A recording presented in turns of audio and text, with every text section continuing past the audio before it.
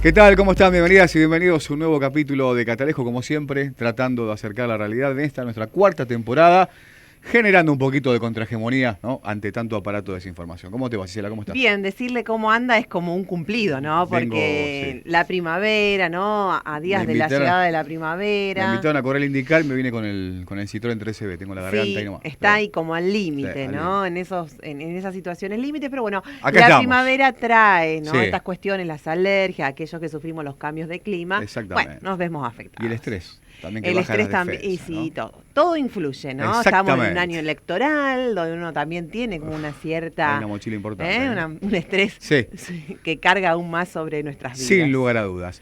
Bueno, está Fabián Arias, como siempre, detrás de cámara. Siempre ahí ajustando micrófonos. Y hoy la temática justamente tiene que ver con esto, ¿no? Con lo electoral, con el contexto, la coyuntura y las y los trabajadores, ¿no? Que siempre estamos ahí en el eje de todo debate y vamos a analizar un poquito lo discursivo. Y los programas políticos, ¿no? Sin duda. Algunos nos contemplan con algunas dudas, pero claramente un poquito más que el resto, donde no aparecemos en ningún tipo de declaraciones, por lo menos en lo programático, ¿no? Exactamente. Si te parece, presentamos el tema Dale, del día. Vamos. Mientras que las y los trabajadores afrontan un contexto inflacionario aniquilador del salario, las propuestas electorales de algunos sectores enemigos de los derechos adquiridos buscan hacer mella incluso dentro del mismo sector. Un horizonte oscuro que solo puede encontrar cierta luz en la unión y organización sindical en tiempos coyunturales por demás de complejos. ¿Cuál debe ser el accionar sindical ante la amenaza concreta de abolición de derechos conquistados? ¿La conciencia del trabajador y la trabajadora está preparada para descifrar la peligrosidad manifiesta? Hoy en Catalejo, el rol de la clase trabajadora ante la propuesta de abolir derechos. Ahí estaba, tiene que ver con el rol de las y los trabajadores en una coyuntura difícil, inflacionaria, no recesiva, pero bueno, de cara a lo que se viene, que tiene que ver en las próximas semanas con una nueva elección a nivel presidencial que pueda arrojar o no un balotaje, ¿no? Y después ahí habrá que ver quién termina el mando, ¿no? Donde también se pone en discusión el rol del sindicalismo, ¿no? Y esta cuestión de englobar, ¿no?, a todos en una misma situación, y donde a veces pareciera como hasta una mala palabra por algunos sectores, ¿no? Sí, sin duda alguna. Por eso hemos convocado a Daniel Sofra, que sabemos que siempre está complicado con los tiempos, porque mucha militancia, la distancia también. Bueno, secretario general de la Federación Acitera y demostradores de la Argentina. Así que bueno, Daniel, bienvenido y muchas gracias por estar. Gracias a ustedes que me invitaron. Bueno, siempre lo que convocamos a Daniel tiene que ver con esto, ¿no? Sí. De analizar un poquito dónde estamos parados, las y los laburantes, digamos, agremiados, no importa dónde, pero digo, en una coyuntura que la inflación ha corroído, ¿no?, los salarios han quedado muy, muy por detrás, si bien Aceitero siempre ha marcado un poquito el camino y siempre lo ha marcado Daniel, que no tiene que ver con esta cuestión de es lo nuestro, lo que ganamos si bien es propio, sino que tiene que ser algo, ¿no?, que englobe a todos, las y los laburantes. ¿Cómo están los trabajadores de cara a lo que se viene y en la coyuntura actual? Porque se viene de derrotas, ¿no?, salariales y enfrente una monstruosidad, como hablábamos fuera de cámara, ¿no?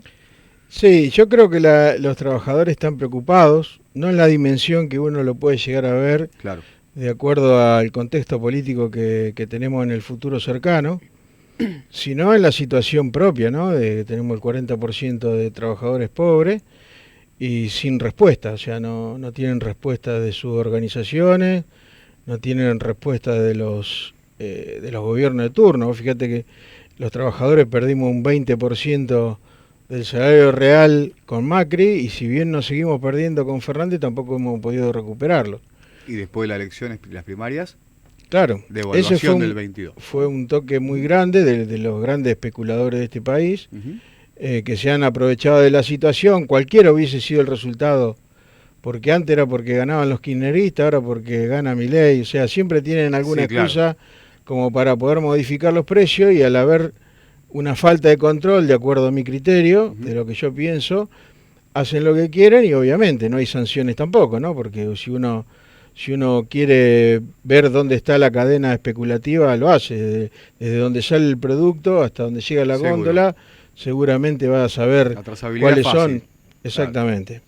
Pero bueno, me parece que en esto la preocupación, o por lo menos de lo que yo veo, es primero la responsabilidad de los dirigentes sindicales que no han podido entender estos últimos años que los salarios los fijan las necesidades y no el sistema, ni las posibilidades que tengan los empresarios para pagarte, o el Estado en este caso, sino que por lo menos nosotros usamos ese criterio de hace 19 años, que es el salario mínimo vital y móvil, de acuerdo al concepto que tiene el artículo 116 del 14 bis, de la ley de contrato de trabajo, y el 14 bis, que bueno, hay algunos candidatos que lo quieren sacar. Entonces, para nosotros fue una herramienta fundamental durante estos últimos 19 años. Claro. Hay una real comprensión, digamos, lo que vos estabas marcando recién en torno a esta cuestión, que muchos trabajadores y trabajadoras han votado quizás a espacios que están absolutamente en contra de los trabajadores y de sus derechos, ¿no? Sí, a ver, yo creo que el votante está harto también de que no le puedan satisfacer una vida digna, ¿no? Es decir, uno lo único que pretende como trabajador es tener una vida digna, que implica poder mandar a un hijo a la universidad, poder salir a cenar, poder irnos de vacaciones, poder pagar tener un alquiler poder tener casas, un alquiler, una vivienda digna, una alimentación adecuada. Me parece que en ese sentido es razonable que quieran votar a quien se le antoje, y que nadie le pueda venir a decir, mirá, está mal que vos hagas eso porque vamos a estar peor, porque en realidad uno cuando está mal no piensa que va a estar peor. No, la esperanza quizás. Claro, en este caso va a ocurrir, si por lo menos de lo que yo creo, después de 30 años de militancia, creo que podemos llegar a estar peor, porque el hecho de que no quieran sacar el 14 bis, donde engloba una serie de derechos que tenemos los trabajadores, como el derecho a huelga, como el derecho a discutir salarios, me parece que es algo menos para los trabajadores, porque una cosa es que no te respeten los derechos y otra es no tenerlos. Claro. Y si me parece que hubo muchas muertes, muchos trabajadores muertos, muchos trabajadores desaparecidos, presos, perseguidos, como para que nosotros livianamente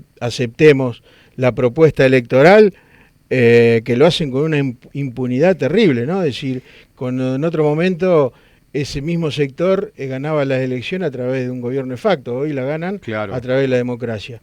Obviamente que acepto las reglas, ¿no? Pasó en el 2015, y donde también escuchábamos, digamos, hasta Mauricio Macri, ¿no? En sus discursos y en lo programático mintió, ¿no? Porque hablaba del quite del impuesto a las ganancias, de pobreza cero, que fue pobreza cero, bueno, y otras cuestiones que no terminó claramente cumpliendo porque no venía a eso, pero hoy vemos que ya es explícito lo que se dice, que tiene que ver con el avance contra los sindicatos, como charlábamos fuera de cámara con Daniel, quizás en la figura de Moyano, pero en realidad van por la estructura sindical, lo hemos visto, ¿no? En el gobierno anterior, y por un montón de cuestiones que tienen que ver con esto. Se animaron a hablar sobre el del Banco Nación, y de un montón de cuestiones, ¿no? Que tienen que ver con, digamos, lo explícito, y sin embargo se traduce en votos, ¿no? Sí, a ver, yo creo que, como dice Serrat, si no fuesen tan dañinos serían graciosas las cosas que dicen, pero son muy dañinos y como decía vos antes, no pasa por Pablo Moyano, que es una figura mediática, sino pasa que van a atacar a todos los trabajadores que luchen por sus derechos y a los dirigentes. Me parece que ahí está el tema que uno tiene que pensar. A ver, atacan a los que cortan la 9 de julio, atacan a los que luchan y hacen piquete, atacan a los que hacen huelga, pero no dicen cómo van a solucionar el problema para que no haya gente pobre y vaya a la 9 de julio, porque a todo el mundo le molesta que corten la 9 de julio, pero a nadie le importa que esa gente está ahí a la intemperie y se va y sigue estando a la intemperie en su casa. Entonces, y con todas las necesidades insatisfechas. Entonces, me parece que no solamente son egoístas, sino son muy agresivos, construyen desde la agresividad. El hecho de que uno ve a un candidato llevar una motosierra, me parece que no lo he visto nunca, ni siquiera los militares se animaron a tanto, pero bueno, evidentemente tiene una comunicación con un sector de la sociedad que, insisto en esto, están hartos de todas las mentiras de los políticos y creen que Milei es un mesías. Me parece que la caradurez de Patricia Bullrich que hoy quiere poner preso a Moyano cuando ella fue también subversiva en los 70, donde subvertían el orden de lo establecido. Nosotros somos parte de esa subversión hoy, en la actualidad, donde quieren imponer un orden que nosotros no estamos de acuerdo y hacemos algo distinto. Bueno, ella quiere encarcelar a compañeros que que hoy son como era ella. Una persona aparte responsable también, ¿no? Del 13% menos los jubilados, ¿no? Sí, de los 38 muertos en el país, claramente, sí, ¿no? Sí, claramente. O sea, a ver, ella habla como si hubiese salido ahora, claro, como si sería una alternativa nueva, y no, es una alternativa vieja donde fracasó cuando estuvo al mando de una responsabilidad gubernamental. Y bueno, a ver, todo lo que ellos hoy nos ofrecen a nosotros, yo entiendo de que haya chicos de 30 años, de 35 años que no sepan qué es lo que pasó en los 90, que con la misma metodología que quieren aplicar hoy, hubo desempleo, hubo una crisis social que terminó en el 2001, pero arrancó en el año 89 con Menem. O sea, me parece que en ese sentido los grandes tenemos la responsabilidad, o por lo menos aquellos que teníamos trabajo en los 80, de decirle qué es lo que había pasado con un sistema de estas características. Queda claro. ¿Te parece, Ale, que vayamos a la pausa? Dale. Cuando regresamos seguimos dialogando y profundizando sobre este contexto que estamos atravesando. Dale, perfecto. Dale.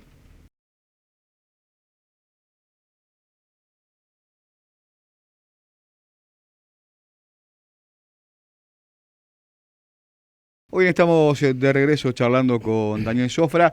Y esto que marcaba, ¿no? Esto de cómo llegarle a los sectores, me parece que es un punto importante, sí. Sí, no, pensaba mientras hablaba sí. el tema de la batalla cultural, ¿no? Digo, ¿cuánto en negativo estamos en la batalla cultural para que si bien la juventud crea quizás que va a tener un voucher y va a poder ir al colegio alemán, si así lo desea, claro, o atenderse en el mejor hospital privado, digo, ¿cuánto para atrás estamos? ¿Cuánto hemos perdido esa batalla cultural?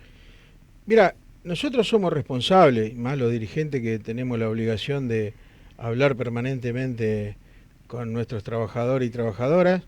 El hecho de que no haya democracias sindicales o ayuda porque bueno, no hacen plenario delegado, no hacen tarea de capacitación con los dirigentes, asambleas. Bueno, hay una serie de herramientas que nos da la democracia, que evidentemente no la han utilizado, y la otra es subestimar, ¿no? De subestimar de que una persona salga a decir cualquier barbaridad y nos reímos, y bueno, nadie pensaba antes de las PASO que podía ganar Milei sin ningún tipo de propuesta, solamente la de arrasar con todo lo conseguido durante estos años de lucha, ¿no? Pero bueno, evidentemente, ojalá que esto nos sirva como para hacer una autocrítica, incluso hasta dentro de los partidos políticos, ¿no? Sí, no cabe duda.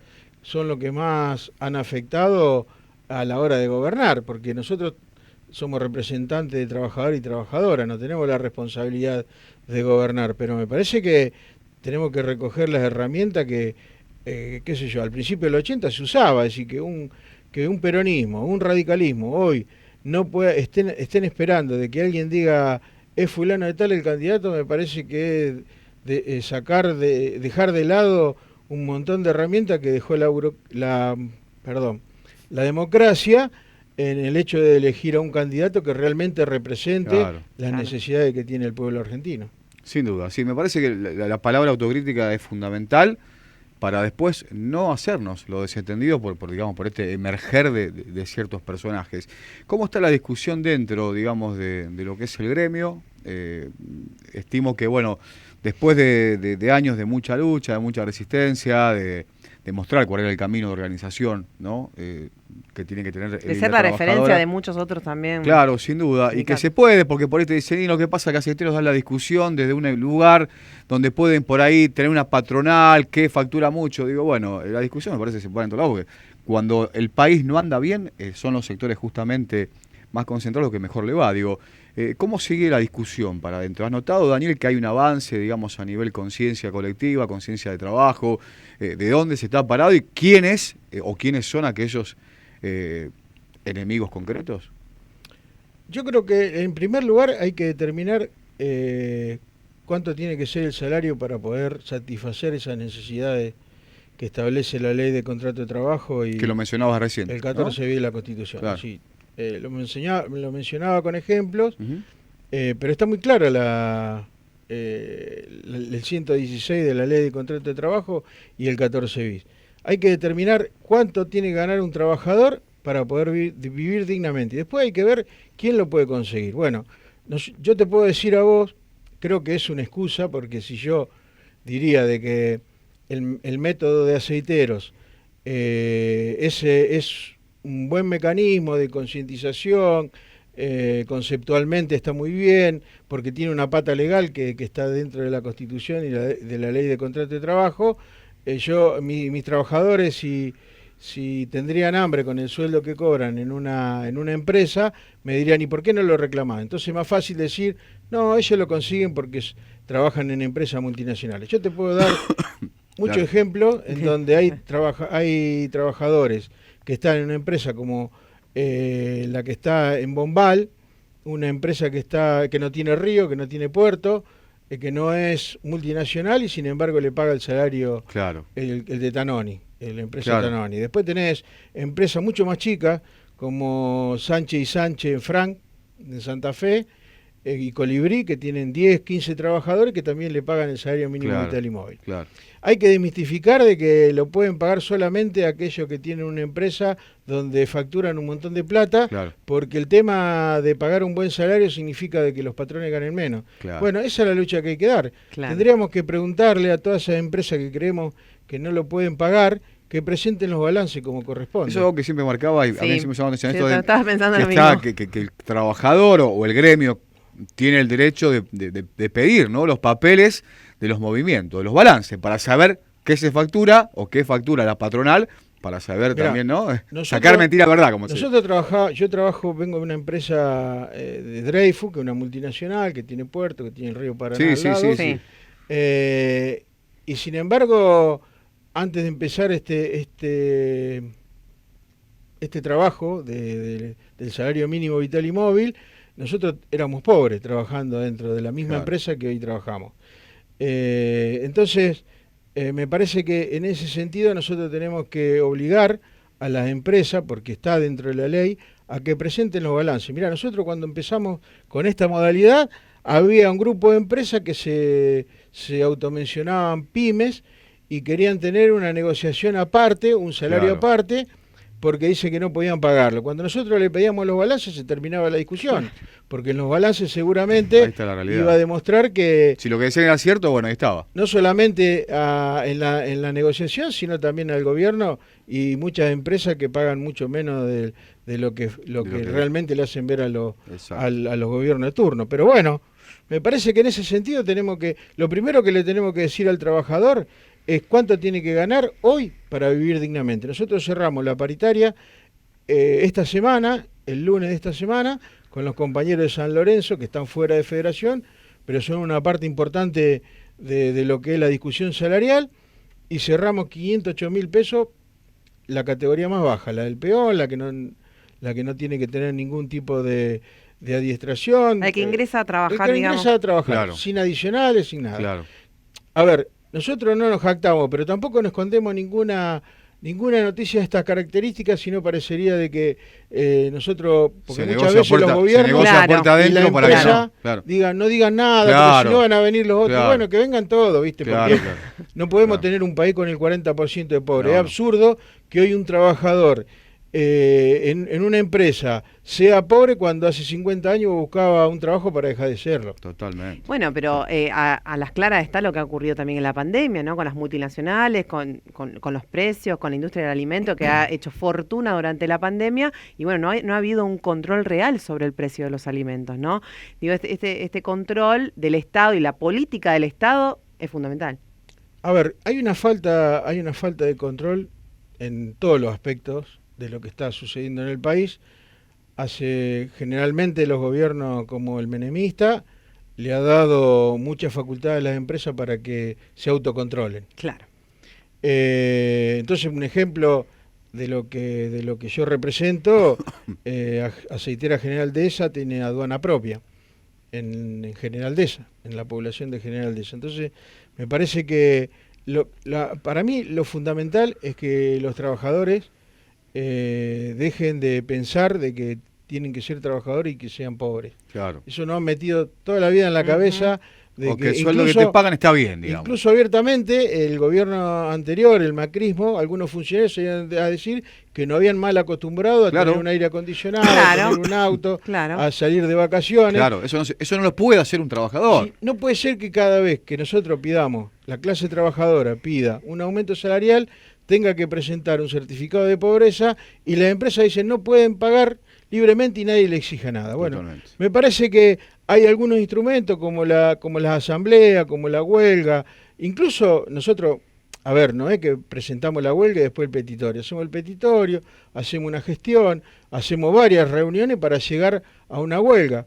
A ver, si uno le pregunta al trabajador, ¿te gusta hacer huelga? Y va a decir que no, porque a él le gusta ir a trabajar, cumplir sus 8 horas, volver a la casa, estar tranquilo, pero sí tener una vida digna con su familia. O sea, tampoco somos unos tontos de que pensamos de que solamente el trabajo es dignidad, sino que un salario y cumpliendo con las necesidades que establece la ley de contrato de trabajo y el 14 bis, que habría que leerlo permanentemente para saber que nosotros no es que estamos diciendo algo que no está, que no funciona. Nosotros sacamos los valores del INDEC, o sea, tenemos asesores económicos que hacen un estudio a través de la fuente del INDEC, no es que es nuestra. Una cosa antojadiza.